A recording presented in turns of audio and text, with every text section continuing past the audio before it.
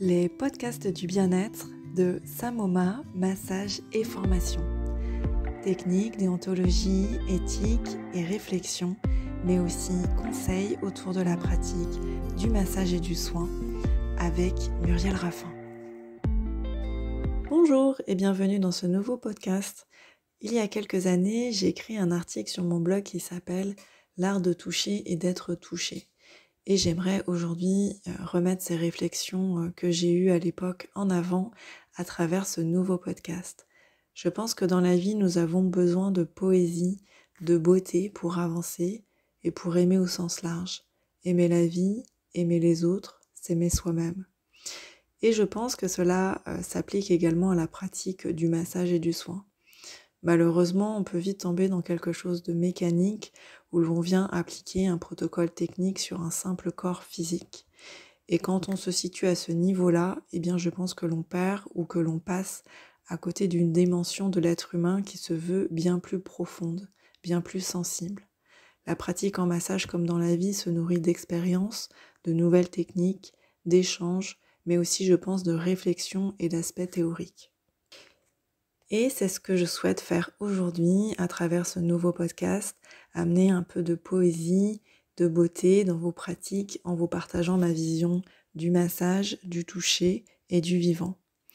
Nous nous intéresserons d'abord au cœur, puis au toucher, à la peau, en passant de la matière au subtil et vice-versa. En Ayurveda, le chakra du cœur, Anahata, est associé au sens du toucher, aux mains et à l'air. Il y aurait donc une relation entre le cœur, le toucher, les mains et l'air.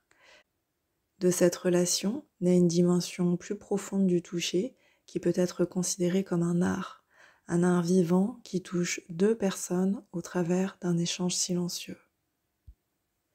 Le cœur, espace sacré et symbolique. Le cœur est à prendre au sens propre comme au sens figuré. Anahata est un centre énergétique, un espace, mais il peut être vu également comme un symbole. Il se situe au centre du thorax et chez les hindous, ce centre correspond au cœur spirituel. Plus couramment, il se révèle sous de multiples sens et de multiples expressions. Il peut être perçu comme une partie centrale, être au cœur de quelque chose, être associé à notre degré de sensibilité, avoir un cœur de pierre, ou au contraire, avoir un cœur en or. Il est également en correspondance avec le siège de nos émotions. Ne dit-on pas « cela me va droit au cœur » lorsque notre affect est touché ? Il est aussi synonyme de qualité de compassion et de bienveillance, avoir le cœur sur la main, ou d'un principe moral ou religieux, avoir le cœur pur. Il y a, depuis la nuit des temps, un caractère sacré et symbolique associé au cœur, à la fois reflet de notre être profond et de ses qualités intrinsèques. Le toucher, un art respectueux et conscient. Le sens du toucher est prédominant pour le masseur ou la masseuse et à mon sens, il faut avoir du cœur pour pouvoir masser un ou une inconnue et ce, à longueur de journée.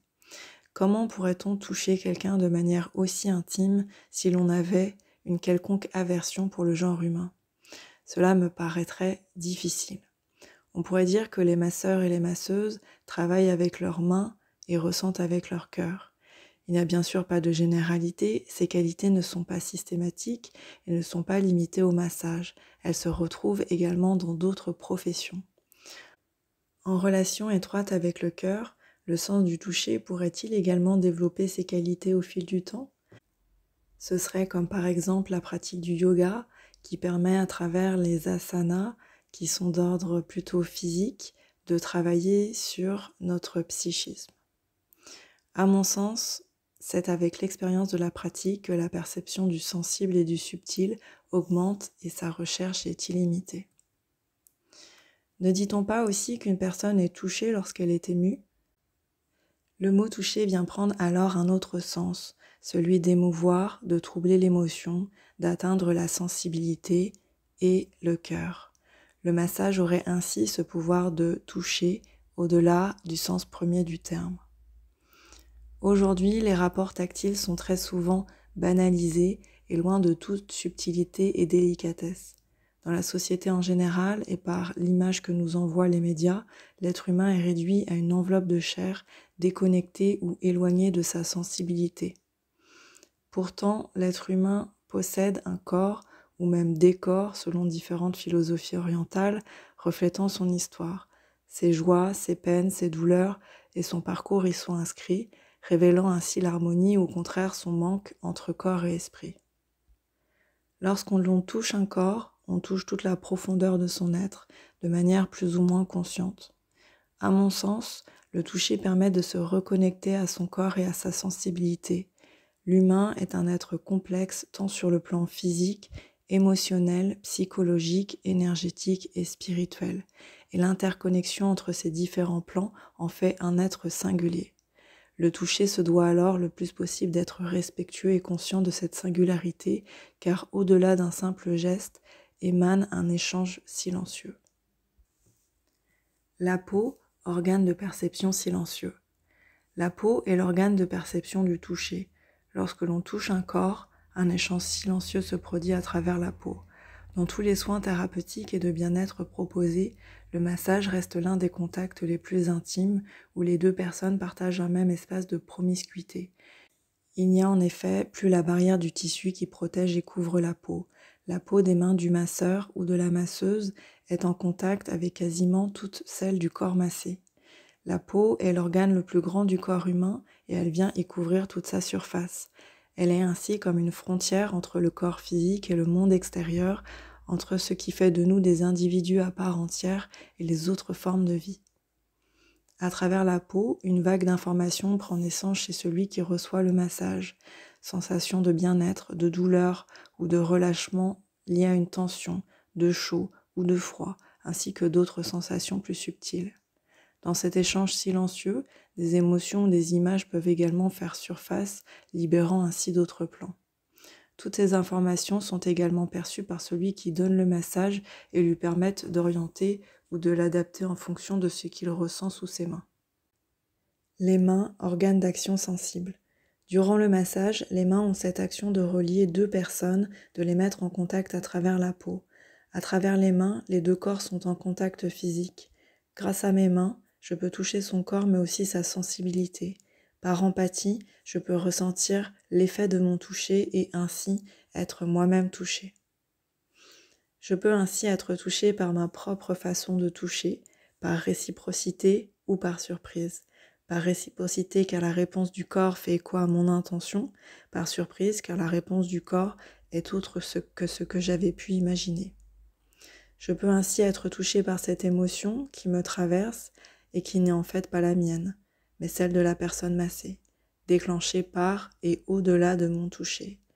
Je peux être ainsi touchée par l'expression du corps touché, touchée par le cœur, au-delà de la pensée et de la réflexion. L'air, invisible et subtil, reliant les espaces. L'air constitue ce vaste espace qui nous relie à travers le souffle de la respiration. L'inspire et l'expire se partagent et se retrouvent dans cet espace. Durant un massage, cet espace s'amplifie par la faible distance entre les deux personnes. Le même air est partagé. Alternant espace intérieur à l'inspire et espace extérieur à l'expire, le souffle des deux personnes se retrouve à un moment donné dans cet espace commun. La continuité du souffle unit alors ces différents espaces pour n'en faire plus qu'un.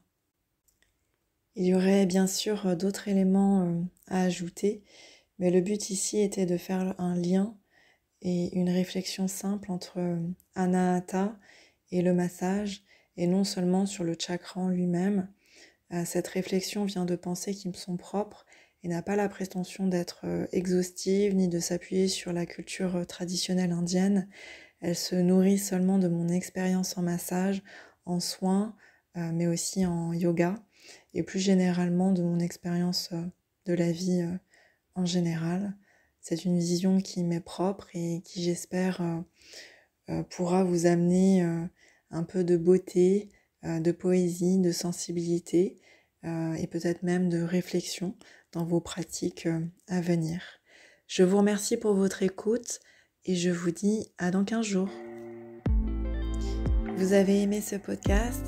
Merci de partager, de commenter, de liker et retrouvez-moi dans un nouveau podcast dans 15 jours. À bientôt!